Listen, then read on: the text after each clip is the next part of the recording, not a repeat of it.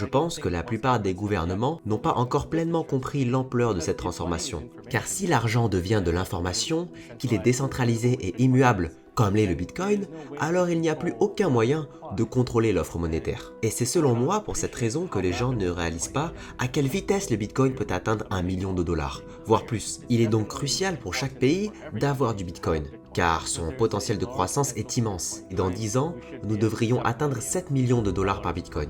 C'est une projection conservatrice, et je pense que le prix sera probablement plus élevé que ça.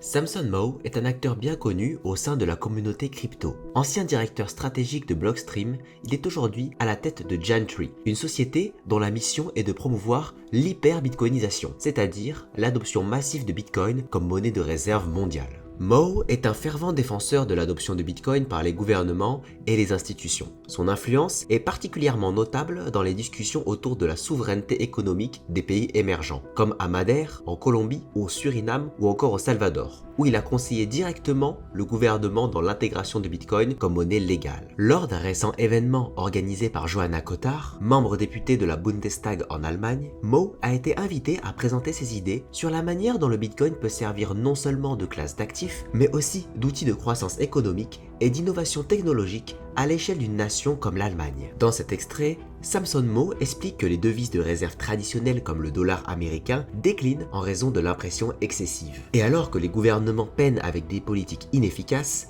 les économies émergentes, elles, se tournent vers le minage de Bitcoin. Les pays qui exploitent leurs ressources énergétiques pour le minage de Bitcoin débloquent non seulement de nouvelles opportunités économiques, mais accélèrent aussi l'adoption du Bitcoin et transforment le système financier. D'après Mow, la connexion croissante entre le Bitcoin et l'énergie pourrait bientôt faire grimper son prix à de nouveaux sommets. Il encourage les gouvernements à accumuler des Bitcoins et à envisager l'adoption de trésorerie en Bitcoin, de façon à bénéficier de son appréciation future, et affirme que Bitcoin est en passe de s'imposer comme un nouvel actif de réserve mondiale. N'oubliez pas de liker cette vidéo, de vous abonner à la chaîne et d'activer les notifications pour soutenir notre travail. Sans plus attendre, voici l'intervention de Samson Mow. Alors, que s'est-il passé en 1971 ? Nous sommes sortis temporairement du gold standard, mais ce temporaire dure encore aujourd'hui.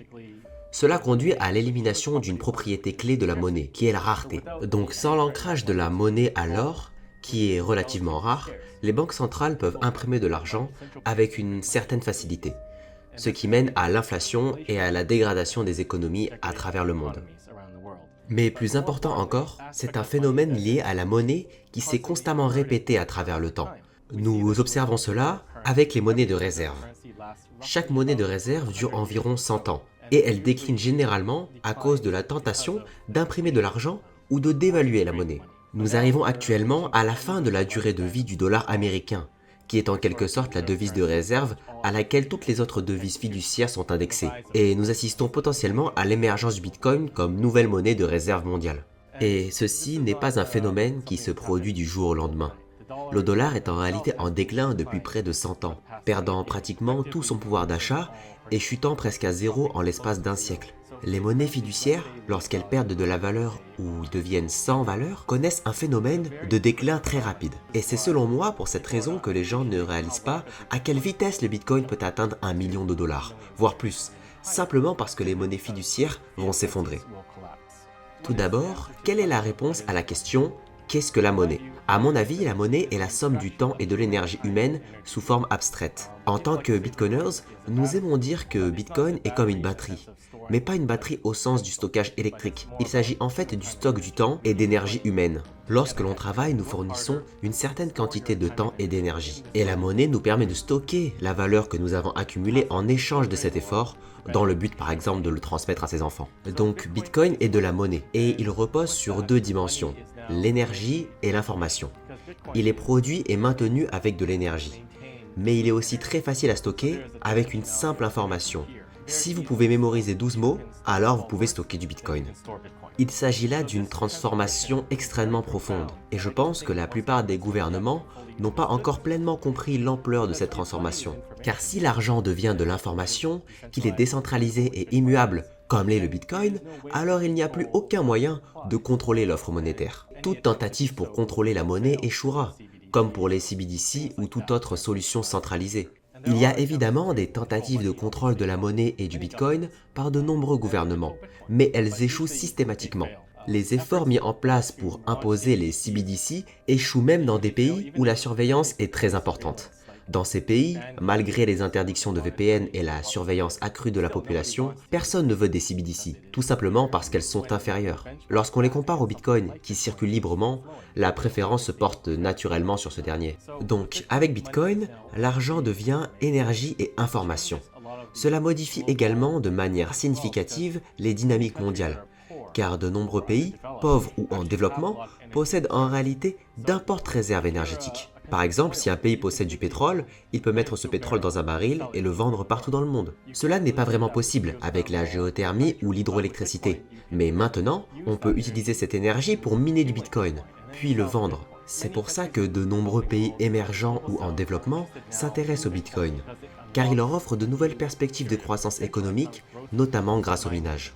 Samson Mow met bien en avant la relation puissante entre l'énergie et le Bitcoin, suggérant que les pays dotés de réserves énergétiques abondantes pourraient miner du Bitcoin et convertir ainsi l'énergie en argent. Il a projeté un potentiel de croissance massif, estimant que Bitcoin pourrait atteindre 7 millions de dollars par unité dans la prochaine décennie, surpassant de loin les investissements traditionnels comme le S&P 500 et l'or. Mow a expliqué que chaque afflux de 93 millions de dollars pourrait augmenter le prix du Bitcoin de 1%, grâce à un effet multiplicateur potentiel de fois 118. Les pays sont déjà en compétition pour accumuler du Bitcoin, avec la Chine en tête, suivie des États-Unis puis de l'Allemagne. Les fonds négociés sur la bourse américaine et les ETF détiennent plus de 960 000 Bitcoins. Mow encourage les nations à commencer à accumuler du Bitcoin dès maintenant, compte tenu de sa valeur croissante et de son acceptation mondiale. Des entreprises privées telles que MicroStrategy, Marathon et Tesla augmentent également leurs avoirs en Bitcoin, intensifiant la compétition pour cet actif rare. Alors que les gouvernements et les entreprises s'efforcent de miner ou d'acquérir du Bitcoin, la bataille pour l'accumuler s'intensifie, annonçant une hausse significative des prix dans les années à venir. Revenons à l'interview pour visionner plus d'extraits et obtenir d'autres perspectives de Samson Mow. Le point important ici est que posséder de l'énergie devrait équivaloir à posséder du Bitcoin. À mesure que de plus en plus de pays commencent à réaliser cette nouvelle équation de la richesse, qui dit que si vous avez de l'énergie, vous avez de l'argent, alors davantage de pays commenceront à miner du Bitcoin. Nous avons déjà vu que le Bhoutan a révélé qu'il détenait environ 13 000 Bitcoins, et il mine depuis environ 4 ans. Il ne s'agit là que d'un seul exemple dont nous avons connaissance, qu'ils ont gardé secret pendant longtemps avant de le révéler. Mais je pense qu'il y a d'autres pays qui utilisent actuellement de l'énergie pour miner du Bitcoin. Cela veut dire qu'il n'y a pas de pays développé sans énergie. Donc je pense que le nucléaire sera réouvert en Allemagne. Alors, pourquoi le Bitcoin? Le Bitcoin est la meilleure forme de monnaie que nous ayons. Il surpasse le S&P 500 qui est représenté par la ligne bleue et l'or qui est représenté par la ligne jaune en bas. Il est donc crucial pour chaque pays d'avoir du Bitcoin, car son potentiel de croissance est immense. Voici ma projection. Je me base sur une croissance annuelle médiane de 60% pour l'appréciation du prix du Bitcoin. Je ne sais pas si vous arrivez à bien voir le graphique, mais dans 10 ans, nous devrions atteindre 7 millions de dollars par Bitcoin. C'est une projection conservatrice, et je pense que le prix sera probablement plus élevé que ça. Donc si cela se réalise, je pense que vous devriez détenir du Bitcoin. Voici une comparaison de deux modèles. La ligne orange représente mon modèle avec une croissance médiane de 60% et la ligne bleue est le modèle Bitcoin 24 de Michael Saylor. Je pense personnellement qu'il sous-estime le potentiel de croissance. Et il faut considérer qu'il y a une relation entre les flux entrants et la capitalisation du marché de Bitcoin en termes de prix. En 2021, la Bank of America a estimé qu'un afflux de 93 millions de dollars ferait augmenter le prix du Bitcoin d'environ 1%. Si vous faites le calcul inverse, comme certaines personnes l'ont fait, on arrive à un effet multiplicateur de fois 118. Donc chaque dollar qui entre augmente la capitalisation du marché de 118 dollars. Cela montre que le potentiel de hausse du Bitcoin est bien plus élevé que pour l'or ou les obligations d'État. Cependant, je pense que ce chiffre est un peu élevé. Il serait peut-être plus prudent d'estimer un multiplicateur de fois 20. Mais le point principal ici est qu'il existe un effet multiplicateur. En gros, si vous achetez 245 000 bitcoins, cela ajoutera concrètement 15 milliards de dollars au marché. Mais la capitalisation totale, elle, sera augmentée de 300 milliards de dollars. Cela signifie que racheter les bitcoins déjà vendus devient de plus en plus difficile. Surtout face à la concurrence d'autres pays qui minent ou achètent des bitcoins.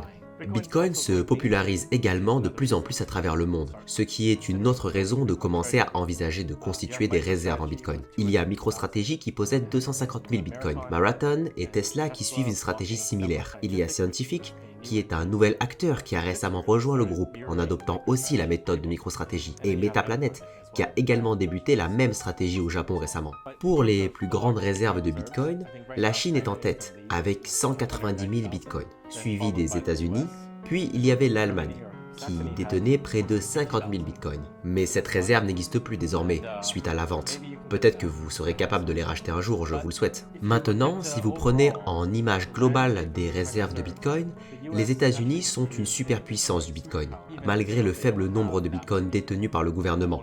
En effet, MicroStrategy détient une très grande réserve et les ETF américains possèdent maintenant plus de 960 000 bitcoins. Donc, la course pour accumuler du bitcoin s'intensifie très rapidement.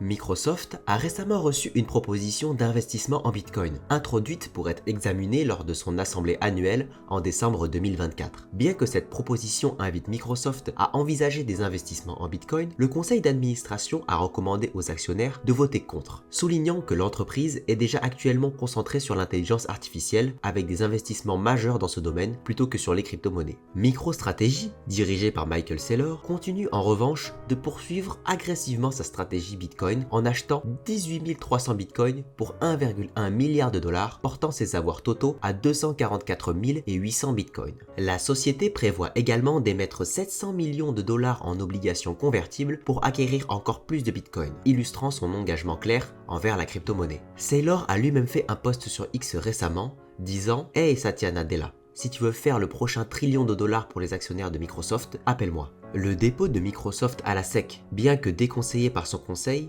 montre cependant une certaine prise en compte de l'importance croissante du Bitcoin. À mesure que l'assemblée annuelle des actionnaires approche, la position de Microsoft pourrait être davantage débattue. L'entreprise a toujours été prudente vis-à-vis des investissements en crypto-monnaie, mais cette action suggère une ouverture à l'idée. Compte tenu des remarques de Samson Mow sur la compétition pour acheter des Bitcoins, les actions de Microsoft attirent l'attention. Et vous, que pensez-vous de l'adoption de Bitcoin par les États et des analyses et prédictions de Samson Mow? N'hésitez pas à partager vos avis directement en commentaire. N'oubliez pas de liker cette vidéo et de vous abonner pour soutenir notre travail. Merci et à bientôt.